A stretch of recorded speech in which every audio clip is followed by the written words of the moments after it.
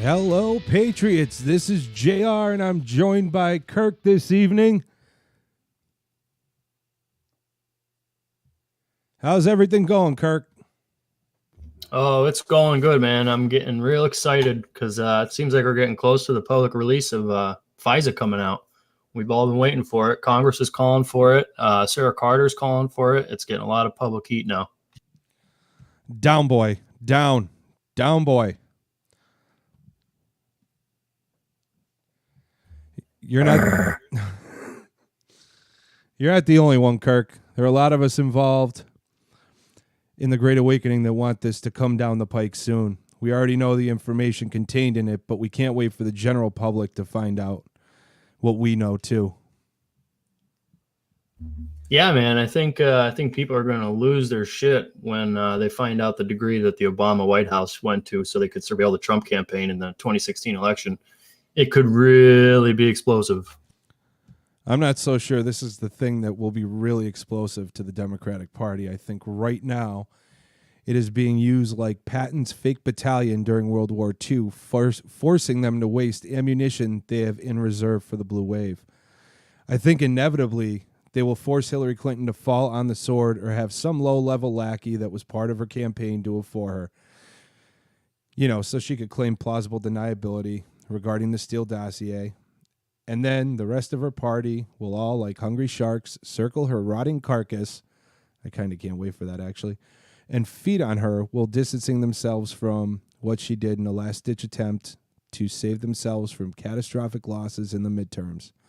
Unfortunately, this is going to only hurt the blue dogs, and it will only give breath to the Bernie Sanders movement to claim why money has to come out of politics and the socialist wing will flourish. I don't know. I don't think that'll work in this situation. I think it's too out there that the Clinton campaign was involved in the funding of the dossier, that she could possibly deny any involvement. The Democrats have been defending her for so long now and have been fighting against this for so long that I'm not sure the same old tactics are going to work. That doesn't mean she won't try, and that doesn't mean they won't try either, though, for that matter. Oh, she's going to try, and so will they. I want her to. And then cue the public release of the emails proving that she and many of them in the party knew. I really hope Q has something on deck to destroy the socialist wing as well. That's the real explosion. But the shills who think Hillary can do no wrong will still come to her defense. They don't care about facts, man. They care about feelings. So you can expect the people prosecuting her to be labeled misogynist and racist, even though Hillary is whiter than white. But identity politics is her kind of thing. That's all they know. That's all they have. And they're in full-fledged panic mode, orchestrated panic, you could say. And I absolutely love it. So here's what we know so far. Rosenstein and Mueller are for sure dirty players in this whole soap opera. Comey's definitely a dirty player too.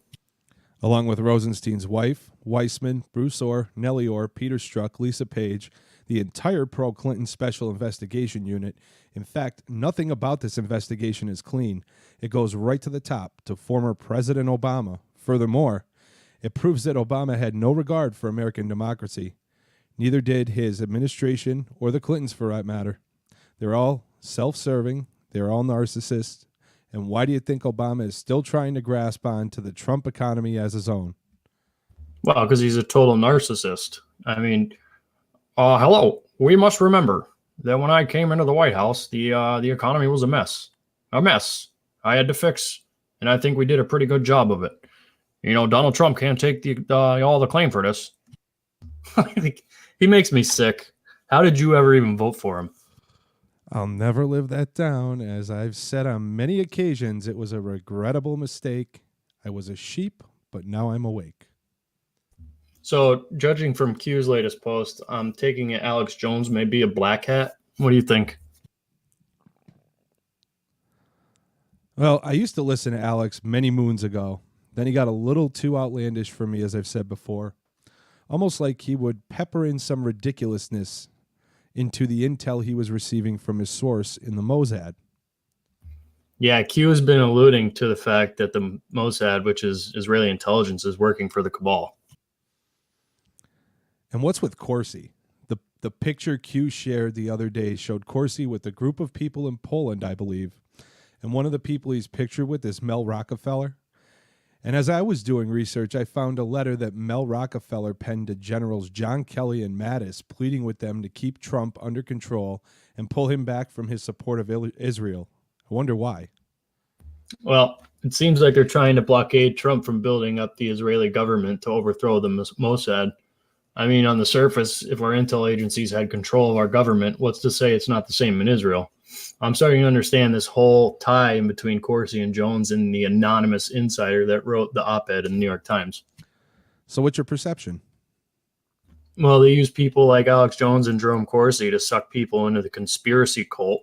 And by doing that, they started using the term conspiracists as a method to question the people's stability who follow them. We saw that with Hillary Clinton. She lumped them into an alt-right or deplorables category. I mean, when they take the guy and, yeah, he's spilling the truth, but the way he does it makes him seem like a nutcase. So when people question you for following Jones, they're like, well, that guy's just a nutcase. Well, it's a seek and destroy mentality. Once you label people and put that label into the echo chamber of fake news, it begins to stick amongst the plebs.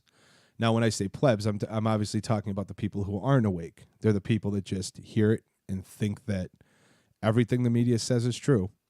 But they begin to insult your mentality, discrediting you to the point amongst where your peers won't even believe anything you say regarding politics because you're out there, quote unquote. That is why the anonymous writer is so important to coincide with the Alex Jones ban on Twitter. Actors will act, man. Starting to see that now. I mean, it's hard in the beginning because I know a lot of Q followers or Alex Jones followers, so it really made no sense that Jones wouldn't be a Q supporter. But the way Q is leaning is, you know, he's an enemy and not a friend. So he's being used by Twitter to advance a narrative? Is that what you're saying? Yes, sir. Jones being banned from Twitter is all part of the cabal's counteroffensive. He was banned because he violated, quote unquote, our terms, meaning Twitter's terms, which gives breadth to widespread banning of people violating the same unknown terms, which means it is going to come to a point where you won't even be able to mention Q on Twitter because they're going to label Q a Russian agent LARPing as American military personnel. So that's why they labeled the ghostwriter an anonymous writer. That's exactly why. See, by labeling him an anonymous writer, now they can poke fun at us when we say, oh, well, he was an anonymous writer. They can call us hypocrites. They could say, oh, the people that are supporting Q support somebody who sends them messages under the guise of being anonymous, but they're gonna mock a guy for anonymously penning op-ed in the New York Times. Like, they're hypocrites. Well, I don't even think it's real. I mean, either way, if it's real or if it's fake, they shot themselves in the foot regardless. You know, like I don't understand the reasoning behind it because it's stupid. It screws them regardless. On the surface, it looks that way, but in a weird, kooky way, they know what they're doing. I hate to say that. They know that this is going to help them push forward a narrative. But what I find hilarious is Q alluded to the other night that this was probably supposed to be some kind of an October surprise that they were forced to drop now because Q and our president, and they just keep alluding to the FISA. And every time they allude to the FISA, they're forcing them to drop these little nuggets that they were going to use in October. Oh, so you think this anonymous op-ed was supposed to come out in October? You would think they would drop it closer to the midterms.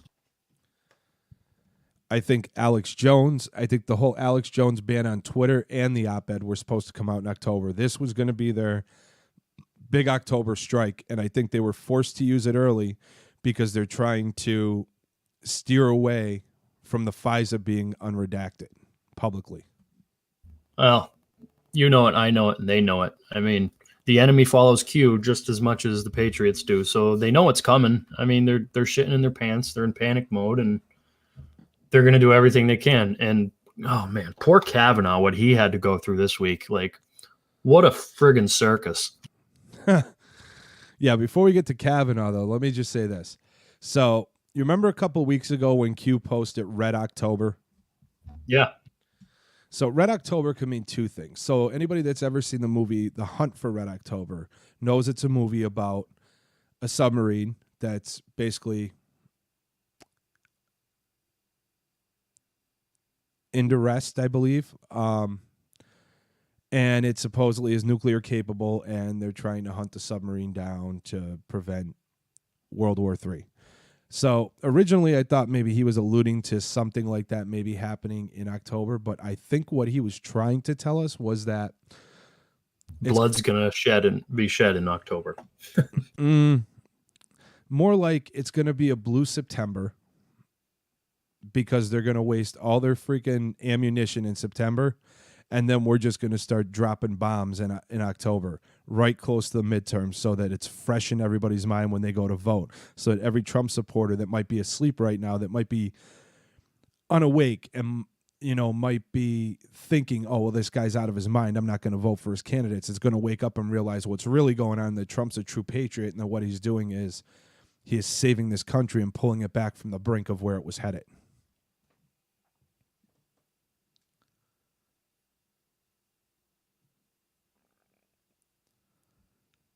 I mean, yeah, and there's no sense of urgency yet for people to go out and vote. Like, there isn't anything imminent to these people that it's making them want to go out and vote yet. Well, for us, we have a sense of urgency to go out and vote, and yeah, for us, but the general public, they're clueless, man. So I mean, once FISA gets dropped, that's it. And the worst part is, you know, there's still going to be people that shill for the Democrats even when FISA gets dropped. They're gonna call people racist, like we said before. They're going to call people all kinds of things because of this investigation. They're going to turn into faceless hypocrites that are turning around and calling people names, the same people names that we're calling for Mueller to stop his investigation because we know it's a sham. Well, they're going to start doing the same thing. It's going to be hilarious to watch. And I mean, that's why I think it's got to be Sessions to do it, because you're going to have all these people that thinking Trump is an authoritarian or a dictator who's just doing a political hit shot on his opponent. So it's got to be Sessions, I think. It's going to be worse than a political hit shot. I'll tell you what the narrative is going to be right now. It's going to be compared to the Night of the Bloody Swords in Nazi Germany, where Adolf Hitler killed all of his political enemies. He's going to be lumped into being like Putin. I agree with you. I think the smart play is for Sessions to bring it up. I think they need to insulate Trump, and I don't think Trump should release it. I think it should be Sessions. Yeah, and it's almost got to be, because I mean, what are they doing this game for? You know, they're getting Democrats to rally behind Sessions now, and for what? Because it's got to be him. Yeah, I agree. I think the smart play is Sessions. But you know what, man?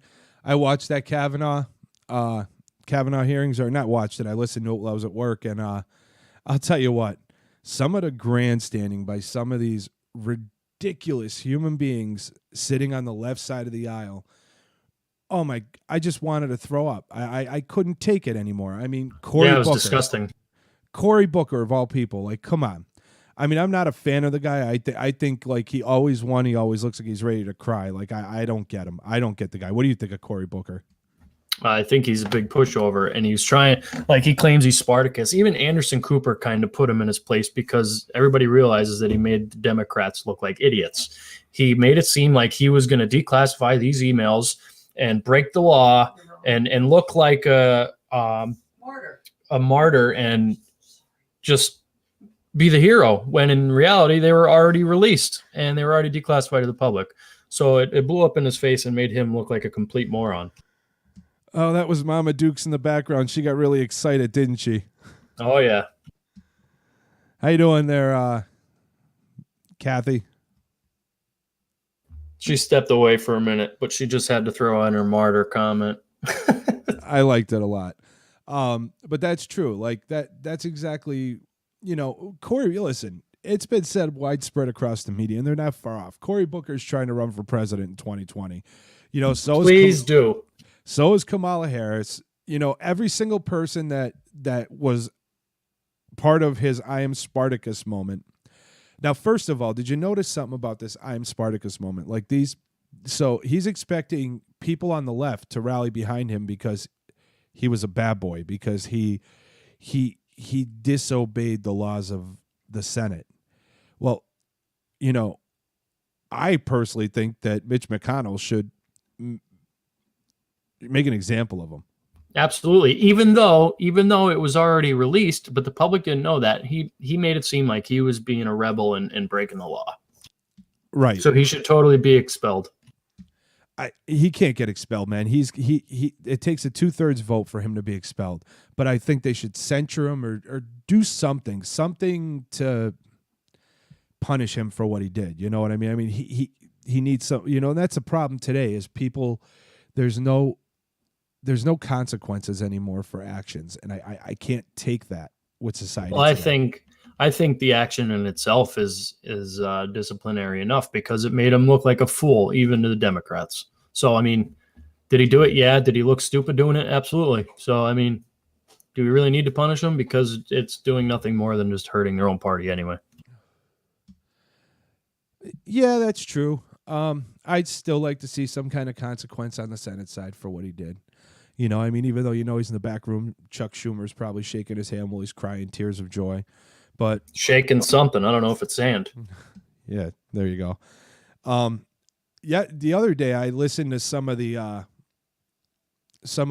testimonies. Like they have people from the left, people from the right giving testimonies about Kavanaugh, and every one of these left-sided people were all given the same race baiting, tug on your heartstrings type of testimony, and I just don't get that. I mean, I don't get where identity politics is a good thing, especially it's not at all, especially in the environment today, Kirk. I mean, come on. Like, I mean, I get the one kid. Like, the one kid kind of pulled on my heartstrings. I felt bad for him. You know what I felt bad for him for? Was he was sitting there and he was talking about the Affordable Care Act and how him and his mother and his brother all have, and the kid's from around here. He's from Hanover. And they all have some kind of disease. I don't know, but liberalism.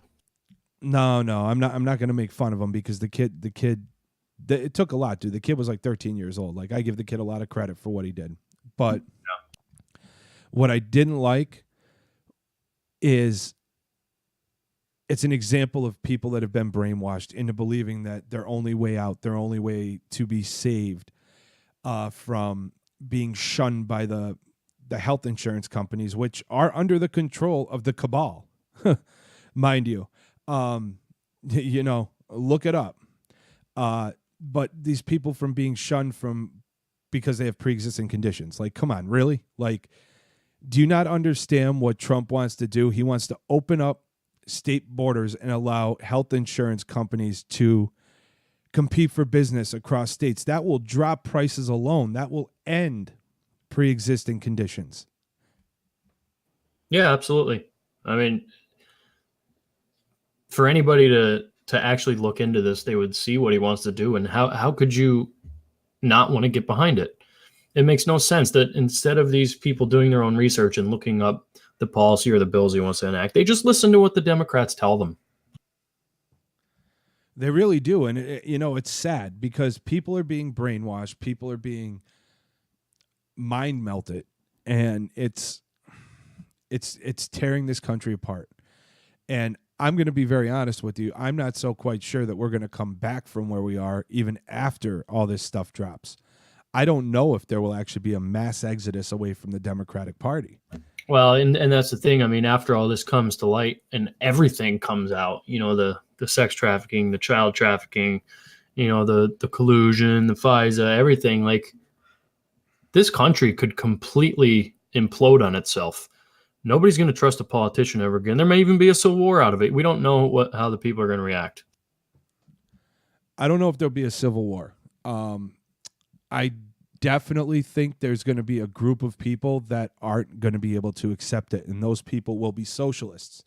And like I said before, none of this FISA coming out or anything like that is going to benefit the blue dog Democrats. It's going to benefit the socialists. So I think we're going to be in for a bigger war, not necessarily like a hot war, but we're going to be in for a bigger war of the minds with these brought up socialist kids as they come into their age of voting, you know what I mean? And they're so misinformed by their teachers and misinformed by the news and everything around them that, you know, they're not going to be able to admit they're wrong. Yeah, and then that's why something needs to change with the education system and the colleges. It's all it is indoctrination. That's all they're doing. I mean, these kids coming out of school, I mean, they could go into college and be raised conservative, and as soon as they get into college, these teachers are teaching them the opposite. You know, so they're gonna think, well, my parents, you know, aren't college professors, so what do they know? So they're going to go into school and be indoctrinated by these professors, and they're going to come out and they're brainwashed. It's done. Yeah, I mean, a lot of these kids that are going into college, though, you see, there's a big movement for a lot of these kids that are actually turning conservative in college because they're realizing like what they were taught in high school isn't necessarily what the real world is all about. Yeah, they some will see, some won't. You know, some it might take a knock on the head or a real life incident to wake them up. But I think they're gaining more movement now. I mean, you got the walk away movement, and more kids are starting to see the light, but it's still happening in droves.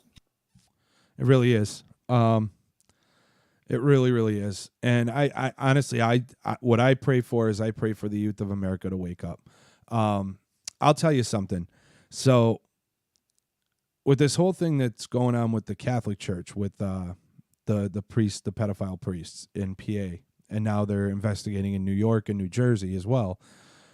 You know, I had a conversation with a friend of mine who I'm not going to disclose the other day, and you know, we were talking about his kids. And now this friend of mine, he was born and raised a Catholic, went to a Catholic school, and he's totally appalled by all of this. Now I'm telling you, this friend of mine is a blue dog Democrat. So when I say blue dog Democrat, I'm talking like center. You know, he's a central Democrat. You know, he likes some conservative things, he likes some liberal things. And that's how I am.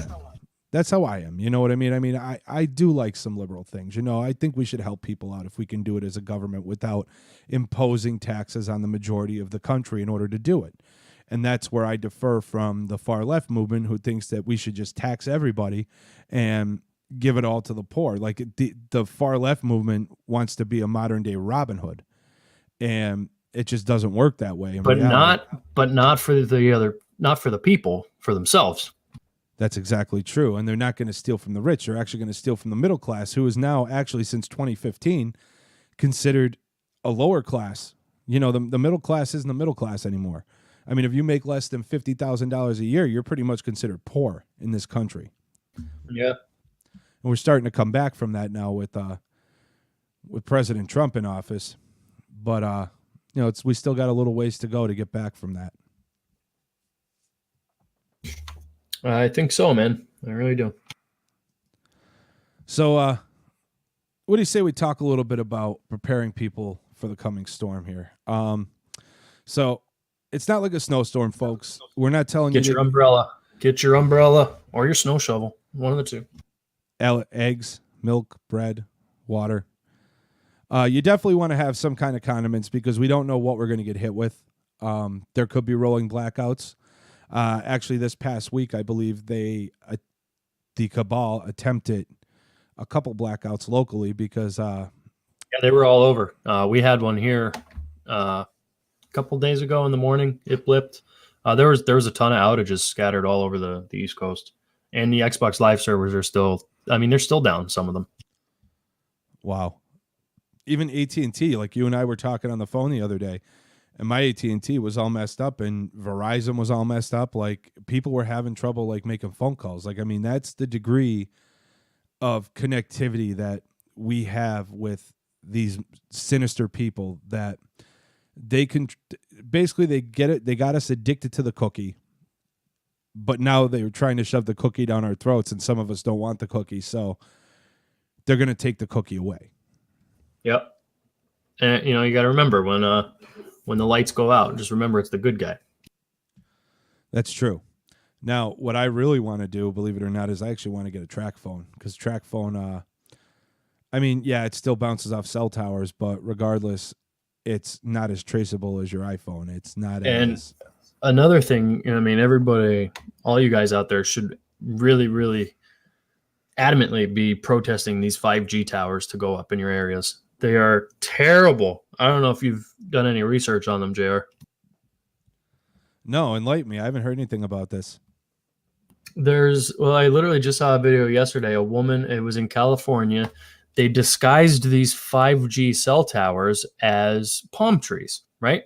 So if you just do a quick glance, I mean, they look like palm trees, but when you actually sit and look, there's 4 of them on an intersection on the corners, and there's no need for 4 of them. And she sat there with a radiation detector, and it was staggering. It was through the roof, the amount of radiation that are coming off these 5G towers, and it's their way of doing population control. But yeah, I would look into it more. There's a ton of info out there, and a lot of protests and petitions to sign them to prevent them from going up in your area. So, in other words, they're creating cancer clusters. Yeah, exactly. Huh.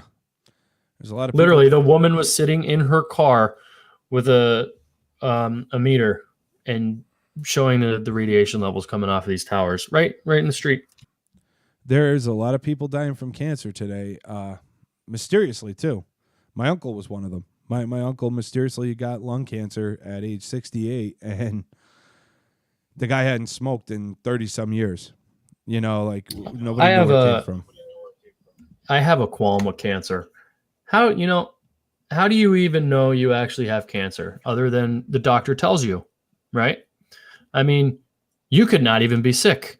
You have people that are fine and dandy. They have no symptoms of anything. They go to the doctor. The doctor says they have cancer. In 3 months, they're dead. Okay. I wonder, what if you didn't even go to the doctor?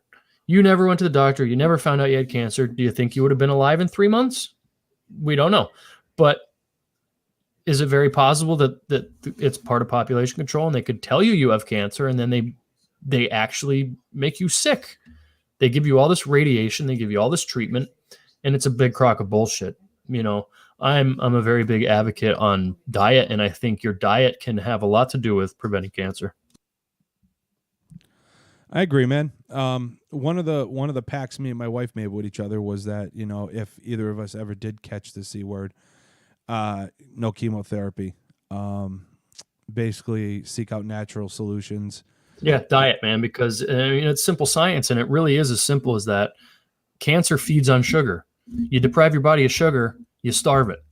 I mean, it's been proven thousands and thousands of times that people have gone either a ketogenic diet or a non-sugar diet, a low-carb diet, and these people have completely eliminated cancer in their bodies just by changing their diet. No treatments, no chemo, no nothing, no radiation, absolutely nothing other than changing their diet and eliminating sugar. Wow.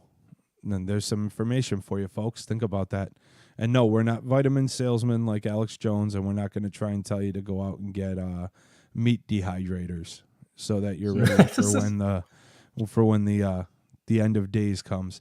Speaking of end of days, you know, we'll end on this. Did you see Silicon Valley? Yeah, did you see that article that I sent to you earlier about all the I read that last night. I saw it. All the 1%ers in Silicon Valley, that's the most rich people in the world. They're all building doomsday bunkers in New Zealand. Yep, they have bug out plans. They got bug out locations. This has been going on for a couple months now. I think it was back in April. I read somebody posted that they saw all these billionaires and elitists buying up a lot of property in New Zealand and Australia and northern Canada because they're expecting something to go down, and that's either they're fleeing because they know it's about to come and they're going to be indicted, or they know that the cabal is going to use a dead man trigger and try and either scorch earth or whatever the case may be. So, I mean, those are the only two options I could see that would be possible. Yeah, I'm going to go with the dead man trigger because I'm going to say that these people probably know something that we don't, being the one percenters that they are, the richest people in the world. Now, the way that the Microsoft article, and it is very possible they could be running as well. It's possible. Mind you, the Microsoft article, Microsoft, the way the Microsoft article spoke of it was they're afraid that there's going to be some kind of uprising against the one percenters. Like now we're supposed to feel sympathy for the rich, for the Jeff Bezos of the world. I mean, come on, give me a break. Like, hey, listen, to each his own. If you wanna go and build yourself a doomsday bunker and you have the money to do it, God bless you for it. But if you go and do that without informing the people who made you rich, meaning the general public, of what's coming, there's a real problem. And I mean, I'll gladly stand there and laugh at you while your soul's burning in hell when you're gone. You know what I mean? Mm-hmm. Yeah, I mean, they're not going to tell anybody. They know just by them doing it and making it public that they're building doomsday bunkers and moving and fleeing, that's sign enough. We don't need them to come out and say, oh, well, the end of the world's coming, or the cabal's going to try and take down the anti-establishment, blah, blah, blah, blah, blah. We don't need to have them tell us. We already know. Just by them doing it is knowledge enough. Well, we got the power back a little bit with the positive movements we've made with Kim Jong-un in North Korea, which is no longer under the CIA or the cabal's control. Yeah, I mean, we have gained some power back there.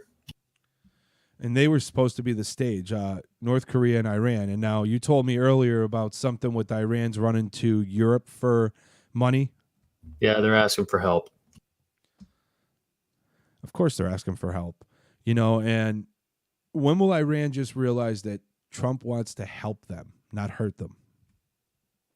Well, they don't want to accept that. Nobody wants to accept that because they've been so fueled by hate that they don't want to look like a pushover, or they rolled over after all this. I mean, they know what we don't know over there. So there's a reason why people are going death to America and death to this, and they hate the West because they know what the West is over there. It's just like I was watching, I came across a YouTube video the other day that I watched on, it was on the History Channel, about John McCain when he was a prisoner over in Vietnam or whatever. And they were talking about like the kind of prisoner he really was. And these were actual people that were prisoners when he came in. And they said within like hours of him being brought in, he sung like a canary, like he wasn't a war hero. Oh yeah. He sold everybody out. Like sold out state secrets and everything. I mean, like Trump said, he's only a hero because he got caught. Like he's only a hero over here because that was the narrative they pushed about him. But you go anywhere in the world, you talk to anybody that was over in the Hanoi prisons, they have no respect for the guy. No, nobody does. This, like you said, it's just the narrative they're pushing. And I love, did you see the video in the John Kasich was being interviewed last week, and he was I don't know if he slipped up or what, but he said it's only been 24 hours since John McCain's been put to death. Yes, I did. Yes, I did. Total slip up. Yeah, probably. Or maybe he just thought the public should know that he was put to death and not die overnight of cancer. Right. Oh, don't even get me started on the whole subject of Meghan McCain right now, because I used to like Meghan. I felt bad for her during that whole funeral, and then she got up on that pulpit and said what she said, and I was done with her. Yeah, just that whole funeral was just an attempt to insult Trump. That's all it was. Pretty much. But on that note, Kirk, we're going to close out tonight. So I want you guys to stay tuned for our next Four Guys in the Table broadcast next Saturday. Make sure you tune in. We'll see you again. Have a good night.